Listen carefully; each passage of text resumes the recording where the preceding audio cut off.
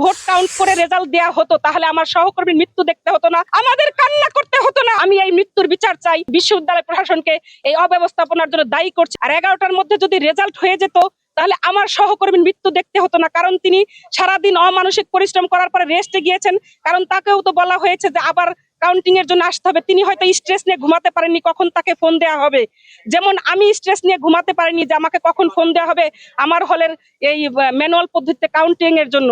আমি সারা রাত ঘুমাতে পারিনি। তিনি এই জন্য সকালে সব মশার বিরুদ্ধে সুরক্ষা দিতে এলো বসুন্ধরা এক্সট্রিম অ্যারোসল, মশার বিরুদ্ধে এক্সট্রিম সুরক্ষা। হয়তো স্ট্রেস নিয়ে ঘুমাতে গিয়েছেন, তার ঘুমটা পর্যাপ্ত হয়নি, অমানসিক পরিশ্রম, সেজন্য তিনি তাড়াহুড়া করে এসেছেন। আমি যতটুকু জানি তাকে ফোন দেওয়া হয়েছে, তিনি অসুস্থতার কারণে ফোন ধরতে পারেননি, কিন্তু তাকে গার্ড দিয়ে ডেকে নিয়ে তারপরে তার বাসায় নক করে তারপরে তাকে নিয়ে আসা হয়েছে। তাড়াহুড়া করে 3 তলায় উঠতে গিয়ে, আমাদের যেহেতু লিফটের ব্যবস্থা নেই, 3 তলায় উঠতে গিয়ে তিনি দরজার সাথে ধাক্কা খেয়ে পড়ে যান তাড়াহুড়া করে উঠতে গিয়ে, এবং সহকর্মী আসলে সম্ভবত তার কিছুক্ষণের মধ্যেই তিনি মারা যান আসলে হসপিটালে নেওয়ার আগেই।